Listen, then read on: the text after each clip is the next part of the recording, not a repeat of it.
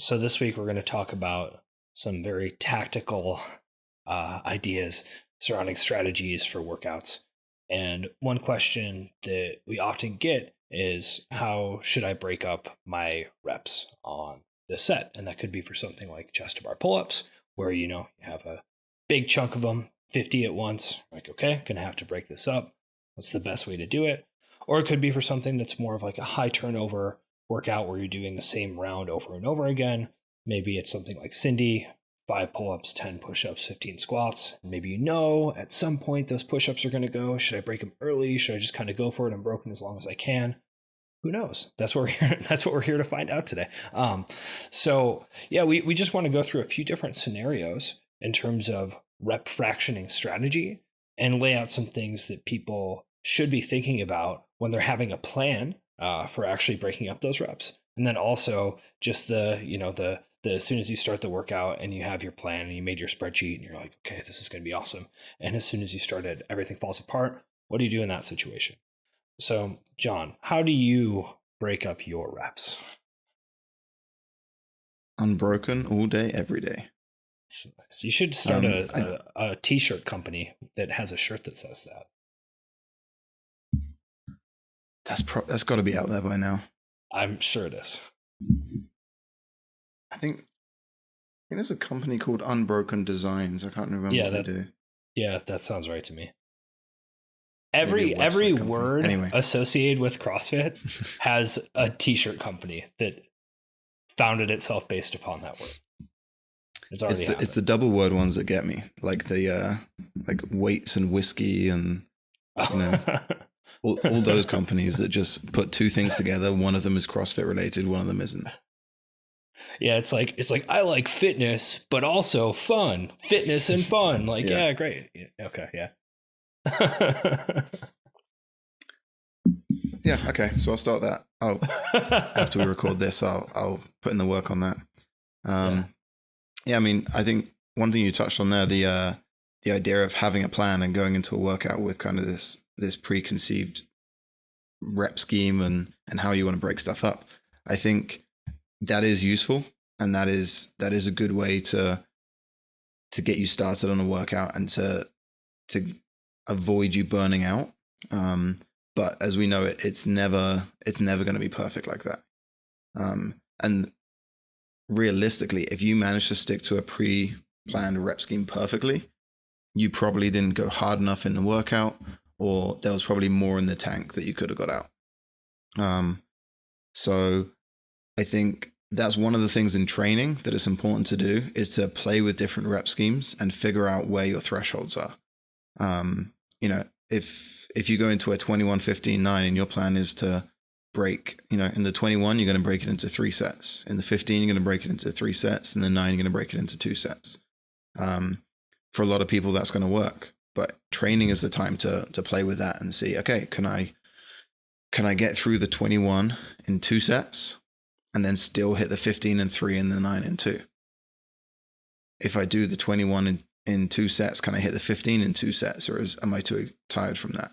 And obviously, different movements are going to have different thresholds for people, but I think too many people have a plan and they have no plan for when that plan goes wrong. I think the more experience you have, the more you understand your body and the more you know when you need to switch your plan. So if we're doing a 21-15-9 and you're planning to break 3 times on the 21 and the 15, and you get 4 reps into the 15, you're like, nope, I'm not going to be able to hang on for this for 3 sets. It's like, okay, let's try and hit that first set the same number I was going to. And let's say I was going to go 6-5-4. Maybe I can get to 6. And then I can hit 3-3-3 to finish this off. And it's, understanding what your body's capable of, understanding what different feelings are in your body to be able to make that judgment call and go, okay, yeah, I need to switch this. I know I can hit 3 reps at a time on this without breaking. Or, depending on the movement, it might be, okay, 6-5-4 isn't going to work for me in this set. I can do 6 and then I'll just do singles for the rest of the round. And it's knowing what is going to be the quickest for you to get through, based on how you're feeling at that specific moment. Yeah, I think that in an ideal world, right, that an athlete, sort of like you're saying, has an intuition for where that threshold is for them on all kinds of different movements, right? And that threshold could be related to like local muscle endurance fatigue. So, use something like a toes to bar, where for a lot of people, it's pretty obvious when that starts to go, it's like, I'm going to literally fall off the bar if I keep doing this, or like I feel my abs are starting to actually cramp, or I'm like just barely able to even get my toes to the bar, right? You can get to that point where you're like, this is about to go. Handstand push-up, I'm grinding to actually manage to lock this thing out. And that's something to be aware of. And then there's also the idea of just kind of redlining, right? Like actually hitting a conditioning threshold where your breathing gets out of control. You start to feel that just like generalized discoordination and burn everywhere. And you can kind of tell like, oh, if I do whatever 3 more wall balls, I might go over that line and there's no coming back in this workout. So in an ideal world, right, an athlete is going to have this intuition for where those lines are. When am I going to blow up from like a local muscle endurance fatigue level? When am I going to blow up from a more systemic level? When am I potentially going to miss like a heavy snatch or a heavy overhead squat or a heavy clean and jerk or something like that? But a lot of people, don't necessarily have great intuition for that, right? That's one of the things that you build over years and years of training. And that's one of the things that can separate people who are high level athletes from those who aren't, is this kind of like, deep seated intuition for when things are going to fall apart and when they're not and how hard they can push. So I guess for folks who aren't at that level, where they just kind of intuitively know that and they're right a lot of the time, how do they get there, right? I mean, you mentioned like, oh yeah, just try different stuff in training. But I feel like that's not quite enough. Like, what are the steps that people take on that path? Yeah, I mean, I think ultimately you have to hit failure in training. You have to know what doesn't work. You can hit what you think might be the perfect way to break up a rep scheme for you. But unless you've gone to the point where it's failed, you don't really know if that's the best way or not. And I think, establishing, ultimately when we look at breaking reps, a lot of the muscular fatigue failure comes down to smaller muscle groups. So you mentioned handstand push-ups. We're not using a huge amount of muscle mass in a handstand push-up, so when they go, they take a long time to recover. And that tends to be it. It tends to be, if it's barbell work, is it the grip that's going? High rep deadlifts, it might be, lower back that's starting to blow up. It might be your hamstrings. Toes to bar, it could be your grip or your abs, muscle ups, triceps on the lockout, maybe shoulders on the turnover.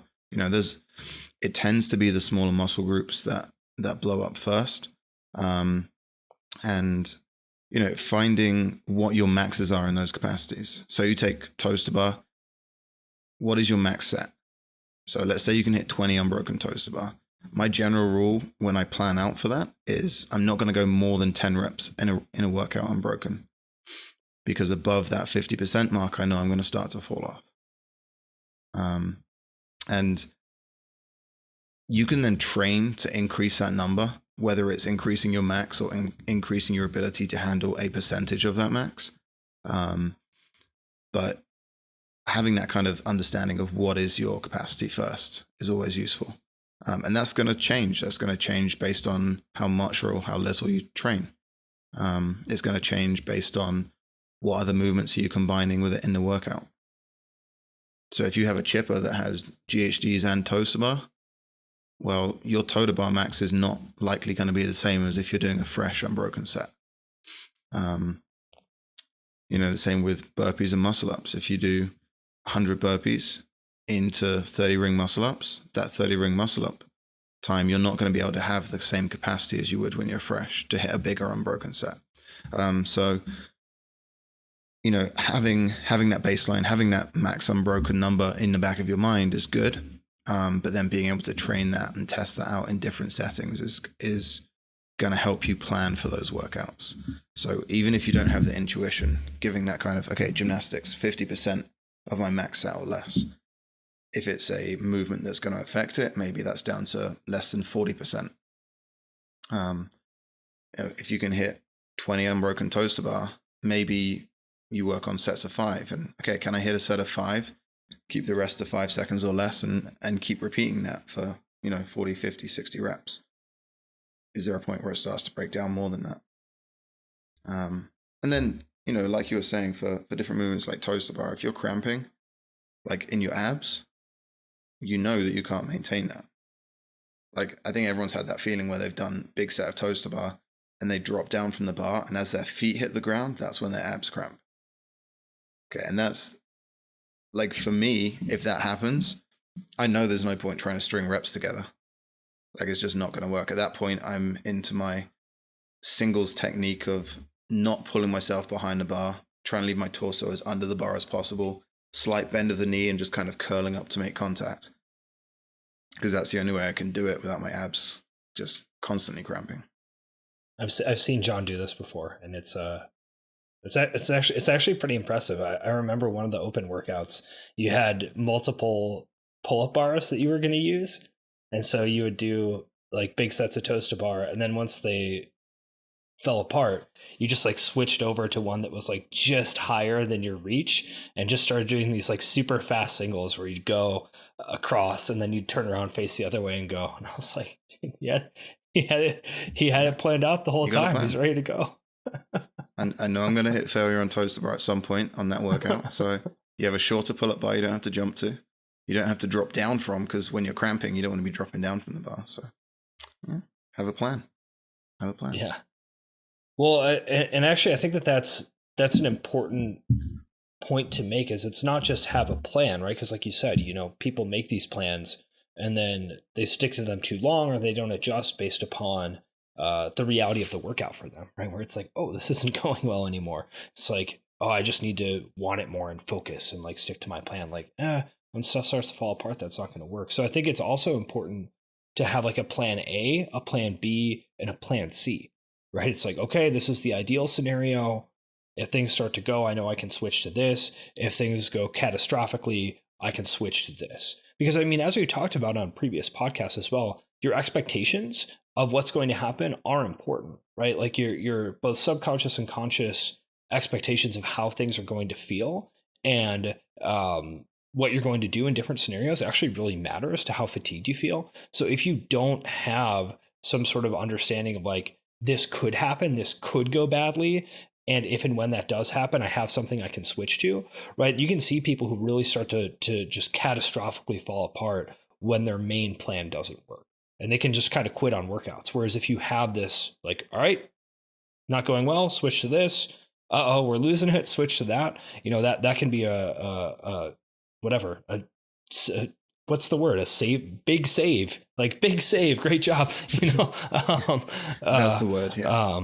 Yeah, a big save. Like I don't even know what word I'm trying to think of there, but if it feels like there's a word that should work for that, isn't there? It's kind of like there is a word. Yeah. Right. It's not, because I mean, I was going to say kind of game like a changer. fail-safe plan. Yeah, I was going to say game changer, and I was like, that's not it. Like, got to say something else. Go with big save. Yeah, so we were just we were just up at Granite Games, and one of the workouts for the teams was 20 legless rope climbs where 2 people are working, the other 2 do a 400-meter run. Then there's 100. Fail safe. That's what I just said. Yeah. Oh, you did. Fuck me. It was 20 legless rope climbs, then it was 120 strict handstand push-ups. But basically 2 of the 4 are working and 2 are running. And when the 2 get back from the run, they can assist in the reps. And the rep scheme was such that you were very unlikely to have a pair completely finish the reps before the others were back from the run. So, we ran it a couple of times in training, and we talked about rep schemes and how we were going to break stuff. And handstand push-ups, it was, they were just going to alternate back. The guy was going to do 10, the girl was going to do 6, and they were just going to cycle back and forth until the other pair got back. And then when the other pair got back, they were each going to hit a big set to kick off, because there wouldn't be that many left, and they could hit, a 10 to 15 reps and still be pretty fresh. And that was kind of our game plan. And we had this exact rep scheme laid out to the point where the athletes wrote it down on their arms before they went out so they could kind of keep track of stuff. They have like the Tom Brady like quarterback things. They're like, oh yeah. it was more pen across the forearm, but yes. You know, there was, they had like, this wait, very what specific... is it? 21, 15, 9? Oh, shit. But, you know, as much as we had this rep scheme and there was a plan, there's the unknowns of, okay, well, what if the run is a little bit longer than we'd expected? What if the heat plays a factor in the pace on the run because it was hot for the weekend? You know, what if fatigue from previous workouts affects it? So as much as there was, this is what we're going to do, there was also a backup of, okay, if they're taking a little bit longer on the run, you're going to drop the reps down, but you're just going to keep the rotations quick. And you're just going to keep chipping away until they get back at this lower rep scheme. You know, on the legless rope climbs, there was a plan of, okay, you guys are going to alternate, then the guy's going to hit a double, and then the guy coming back from the run is going to hit a double to start. But there's always that need for a backup of, okay, well, they might not get back in time for that. So that means the female athlete might need to take an extra rep. And that's the advantages of experience, in that as a coach, I can look out to that and say, okay, they know what they're going to do. They know what's going to happen. If they start to get near failure, they can change the plan and they don't have to like overthink it. They can just keep moving on it. Whereas when you're first starting out with that, that's a lot tougher. It's a lot tougher to know what to do when everything falls apart. So that kind of circles back to my point on, in training, you know, setting yourself up for failure is one of the ways that you're going to learn how to adapt. And, you know, go back to a toes to bar workout. If it's a chipper and there's 50 toes to bar, start off with 20 reps and then adapt. And all you have is a plan to do the first 20 reps unbroken. And then it's up to you to play it by feel and figure out, okay, maybe I can hang on to fives. Maybe fives is too much and I have to go down to singles because I've really fatigued myself. And then it's knowing next time you come into a workout, okay, 20, I did 20 and then I had to do singles. This time, let's try 15 and then see if I can maintain some bigger sets after that. And it's, you know, finding those thresholds and figuring out what is the best option there. Yeah, I think that's one of the big things that we try to do as coaches is create those scenarios for people, right? Like, okay, here's a scenario where we want you to go faster than you normally would on this assault bike piece. And now try to figure out what to do on this big set of ring muscle ups, right? Do more touch and go reps than you would normally do on these power cleans, and now go into handstand push-ups and see what you can actually do. And that, you know, that's something that I think about when I'm writing programs for people. And I know that you think about that as well. And that's super important for, like you said, just building these reference experiences, right? The more reference experiences you have with different scenarios, trying different rep schemes, going hard to start with, going easy to start with, breaking early, doing a bigger unbroken set, right? That it's not a one size fits all type of situation, even for a single athlete who does tend to do better in one type of scenario compared to another, that there's certain workouts where they're going to want to go bigger on the front end of a set, right? There's other workouts where they're going to want to break it early, and that they just need to have all these experiences of these different strategies with different movements, different movement combinations to develop those, the ability to make that kind of decision in the spur of the moment when their plan is potentially falling apart. So I guess something that I am thinking about for athletes, right, who maybe don't have a coach, who maybe don't have as much experience. You gave some good rules of thumb earlier for thinking about breaking up gymnastics, right? It's like, okay, you probably are not going to want to do more than half of your max set in most scenarios, right? You can concoct a few where maybe it's a good idea, maybe you want to push it, but most of the time, like, yeah, you really shouldn't open with more than half of your max set. But I guess for people who don't have a ton of experience or don't have a coach working with them, how should they think about breaking stuff up in, let's say, like a big chipper where it's like, okay, you have big chunks of reps of different movements that you know you're going to have to break up, And how should they think about it in something with repeated rounds that they're going through over and over and over again, where they can maybe get through those rounds unbroken, but maybe the rest time is going to start to add up between movements, or maybe they're going to have to break at the end, right? I mean, there's all these different kinds of things. Like, what are the strategies you recommend for folks there, just so they can figure it out? So one thing that should be taken into account is what the movement is in terms of how long it takes to reset for a movement. So if we look back to the 55s workout from the Open, so it was last done in 2017, 55 deadlifts, 55 wall balls, 55 cow row, 55 handstand push-ups. And you look at breaking up there, and it's like deadlift is one of the fastest ones to reset on, in the sense that if you were to do singles on a deadlift, all you're doing is not lowering the bar. Everything stays the same. The bar ends up in the same position it's going to start at. Whereas you take in something like a ring muscle up is probably one of the slowest to reset on, in the sense that you drop down from the rings are swinging a little bit. You need to wait for them to line up a little bit better to jump into your next rep. So I think things like that are worth taking into account when you're looking at a workout as to how you want to break things. And the ones that have the faster reset time are going to be the ones that are better to break. So if you were to take, let's say, a deadlift and chest to bar workout, and let's say it was 10 deadlifts, 10 chest to bar for 5 rounds. It might be that you can go unbroken on the chest to bar, but you can't go unbroken on the deadlift and the chest to bar because your grip's going to get too fried. So in that situation, I'd say, okay, go unbroken on the chest to bar and then break up the deadlifts, maybe 5 and 5, maybe just singles. Because the time that you're not working is going to be lower than if you went unbroken on the deadlifts and broke up the chest to bar. Again, just because of that reset time. So the movements that are combined in a workout make a big difference in terms of how you're breaking and when you're breaking. I forgot the question you asked me. I don't know if that was talking about it or not. It was also a multi-part kind of like Byzantine question with too many different thoughts in it. So that's part of the problem too.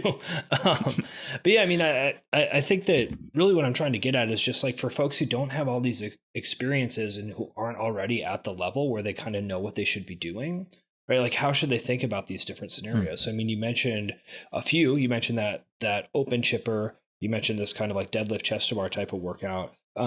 Something else that I think comes up often is, I mentioned it earlier, something like Cindy, like 5 pull-ups, 10 push-ups, 15 squats. If I know I'm going to break the push-ups at some point, should I break them early or not? Right? I mean, we could use the Cindy-esque open workout as an example of that. The one with the rowing, the dumbbell hang clean and jerks, and the toes to bar. Right? I don't remember the exact rep scheme on that, but something like that. It's like, okay, I can definitely do some rounds of toes to bar unbroken. I might have to break them at some point. Should I break early? Yes or no? How do you guide folks to make those kinds of decisions? Yeah, I mean, that partly comes back to the amount of muscle used in a movement. So you take a push-up or a handstand push-up, when you know that when you hit fatigue, it takes a long time to recover, and the total reps of the workout is going to be too much for you to just stay unbroken with, then you should definitely be breaking from that first set. So Cindy's a good example with the push-ups. Unless you're hitting 10 every time, you should probably break from round 1.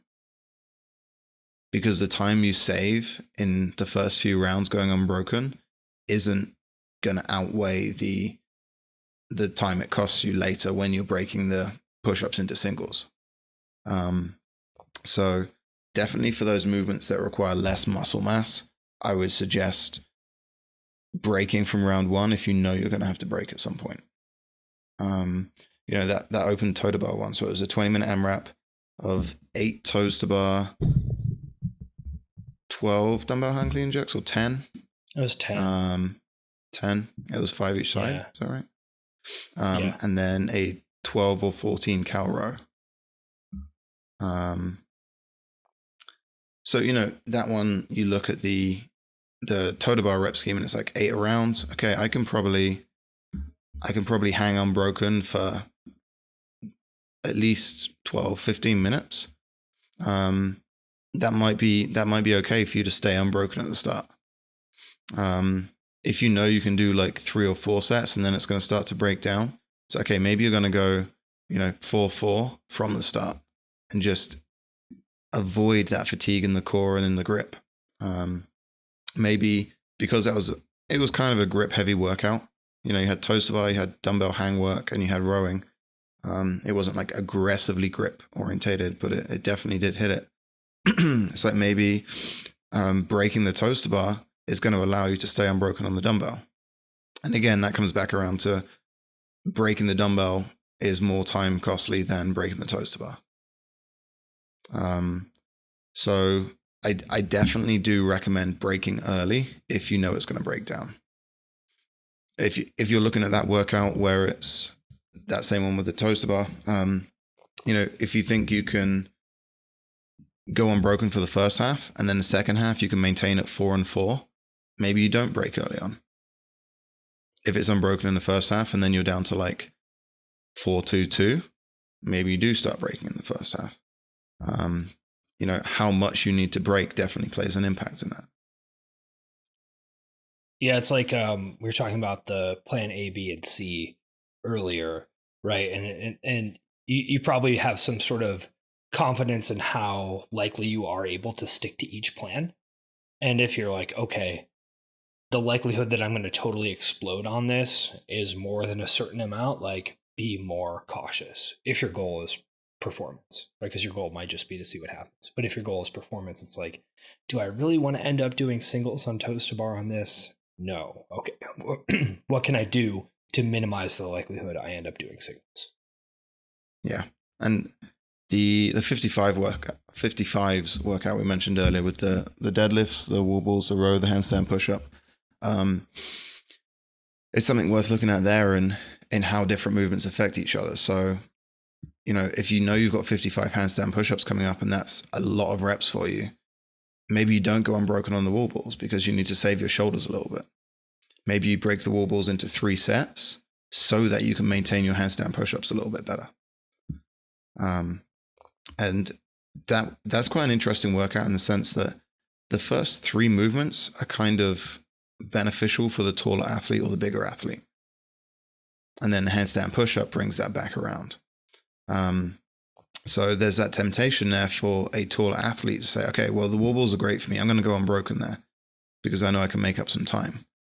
But it's like, okay, well, doing 2 sets isn't going to cost you a lot of time, but it might give your shoulders that little bit of rest so that when you get to the handstand push-ups, you hit fatigue a little bit later, or you can maintain slightly bigger sets, or you can maintain a shorter rest period between sets. So I think you have to definitely look at a workout as a whole when you're figuring out those breakpoints and kind of rep schemes. But it's definitely important not to get carried away with what you might be good at, but what might have a negative effects later in the workout. Yeah, I think of that stuff also as like, what's the tendency of an athlete to occlude on something, and how much can they prevent that by fractioning? So I think that actually I may even disagree with some of your advice on some of that stuff, because I think about an athlete like myself for handstand push-ups where it's like I'm just terrible at them. I can actually do a decent unbroken set, but I just blow up on those things all the time. My shoulders just explode, and actually fractioning too much doesn't help me because I can't recover in between the sets, even if I'm doing little ones, right? It's like, oh yeah, I'm bad at handstand push-ups. Maybe I should be conservative and like attack this in sets of 3. But it's like, well, guess what? I'm going to be completely blown up in the shoulders after I do 30 handstand push-ups, whether I do sets of 3 the whole time or whether I do a set of 18 and, a set of 12. It's like, well, I'm screwed either way. So I may as well just kind of like do the bigger set and then finish it off however I can. So I do think that there's something to think about there. It's like, can you do a smaller set, quickly recover, then go again? Or are you just going to get tired no matter what once you hit a certain number of repetitions? And if that's the case, then maybe it does make sense to kind of just lean into your tendency to do a bigger set and blow up and see what happens. And that's where I think the training side of it comes into it. Is firstly finding that out, like finding out if you can recover on short rest, finding out if it's worth you doing a bigger set and then just letting it break down from there. But the other side of that is training to improve it. So if you do struggle on short rest, it's training around that and training to improve that.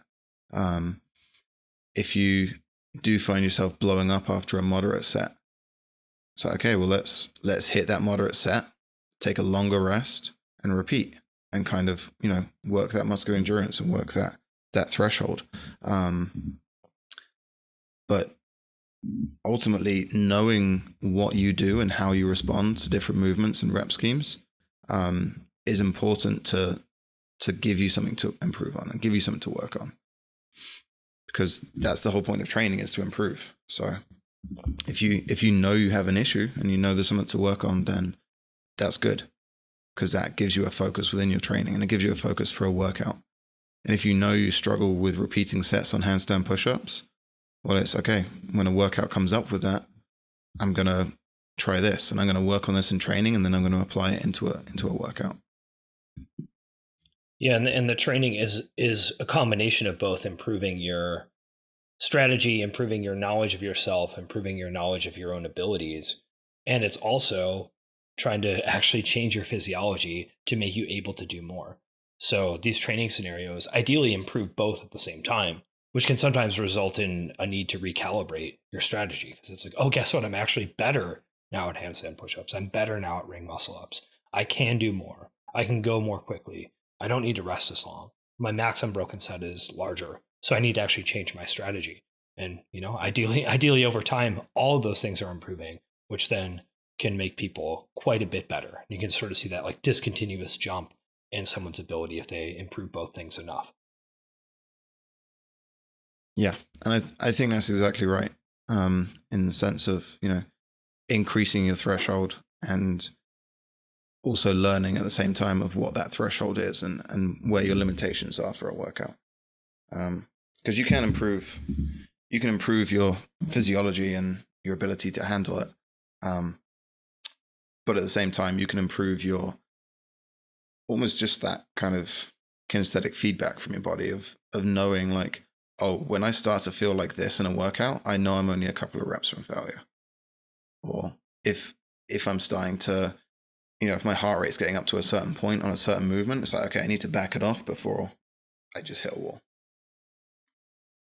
Yeah, and some people do have just a much better capacity to recover from making mistakes than others, which is another thing that you kind of have to learn about, right? Like sort of like I was saying earlier, I'm an athlete who, if in training I make a mistake and I go too fast or I do too many reps or whatever, like I'm cooked. Like my entire session is potentially just done. I'm like, yo, I blew up. Whereas you see other folks who can just kind of like basically redline, fall apart, and then just sort of like stagger around a little bit and come back. I know we've used the example of Kalipa before discussing that. You know, you can go back and watch those videos of him in the games in the 2013 range. And it's just like, you know, he's just falling apart, but is still trucking. So, you know, that's something to be, yeah. A lingering memory there. Just chasing a 135 bar around the stadium. He like knocked the cameraman over or something, didn't he? Yeah. So good. Which is, it's crazy when you look back now and the comparison of where athletes were back then compared to now. Like, firstly, from a weight standpoint, you know, on that workout now, you know, 135 for multiple reps is not an issue. Like, so it was what, 975, so 21 reps. And it's like, you could give athletes now that weight for 60 reps and they're not going to fall apart like that. Mm-hmm. So interesting to see that progression over time.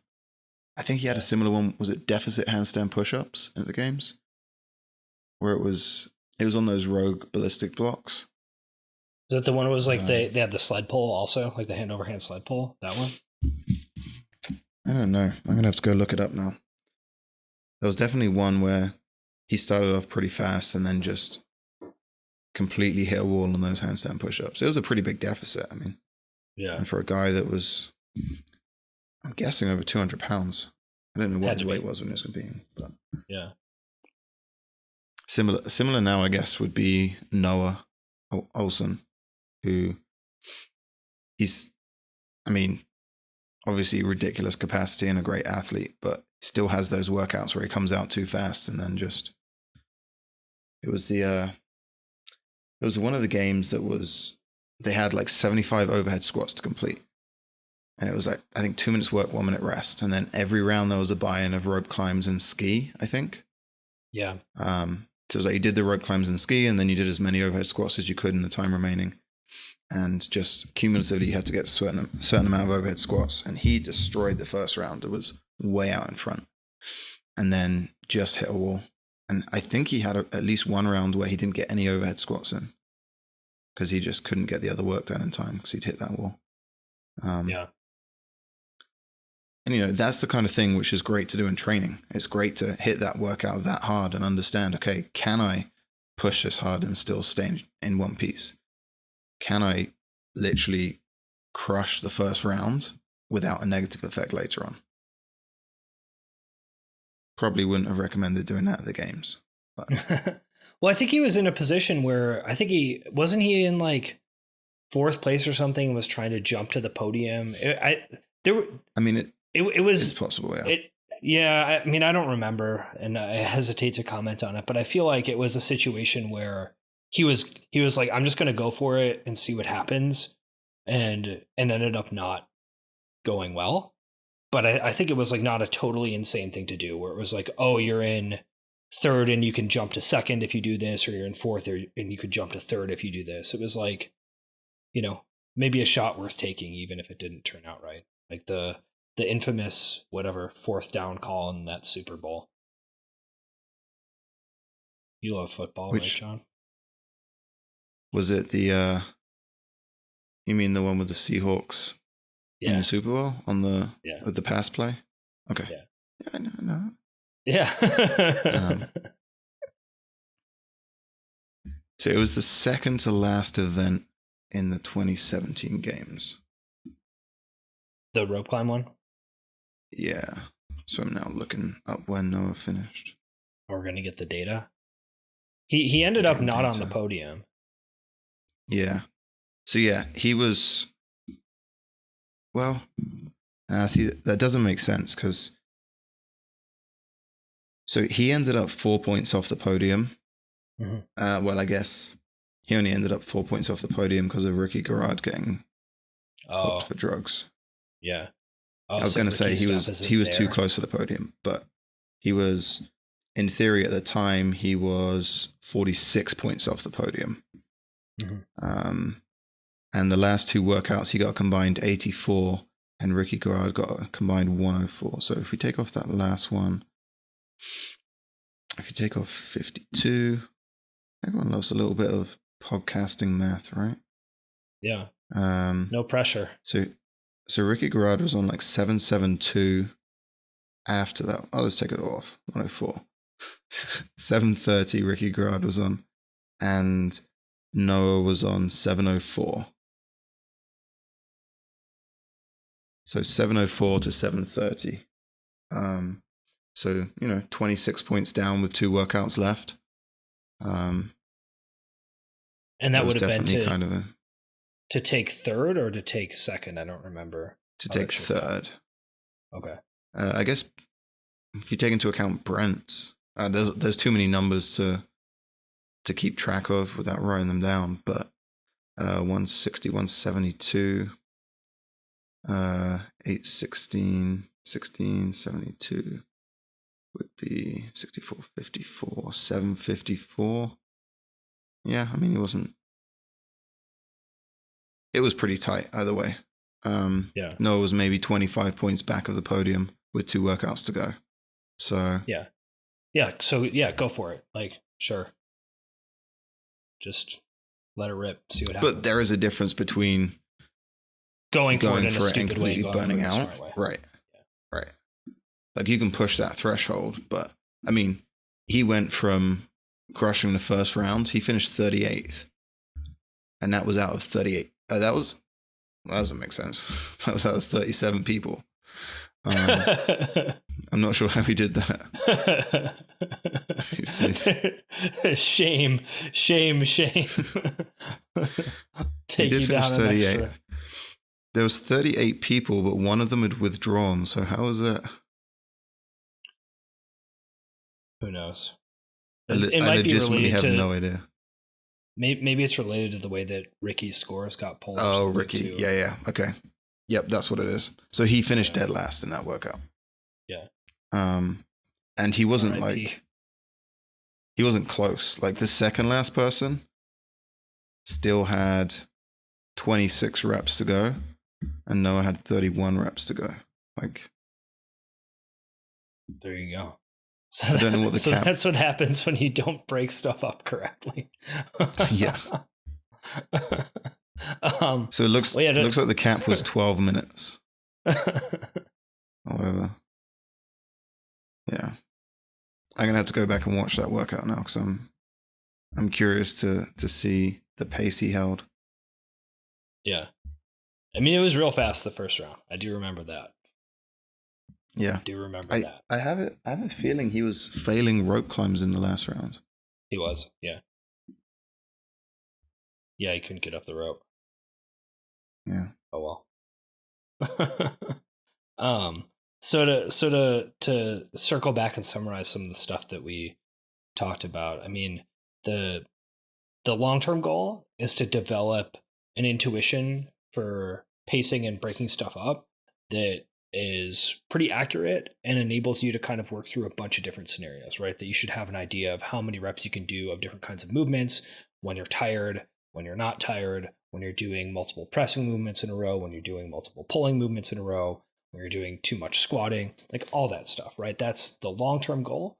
You know, in the medium term, you may not have all of that stuff totally dialed, but through training, you know, ideally you're in a bunch of different scenarios that teaches you what works and what doesn't work. And, you know, there's a few rules of thumb that Jon threw out, like try not to do more than half of your max unbroken set of a gymnastics movement, right? That tends to give some people some trouble. And that on the way to getting there, right, it's also important to think about chipper style workouts where you have big chunks of reps to do, where you know you're going to have to kind of like break those up into smaller pieces versus repeated round workouts where it's like, okay, should you break early? Should you not break early? And again, we have to think about, are we focusing on training and trying to understand what we can do and maybe try to push ourselves a little bit or try a more conservative strategy and see if that goes well? Or are we trying to maximize our performance, which those aren't the same thing necessarily. And, you know, we want to do a mix and match of both of those types of training environments so that we can kind of like learn throughout the process of training what works best for us in different scenarios.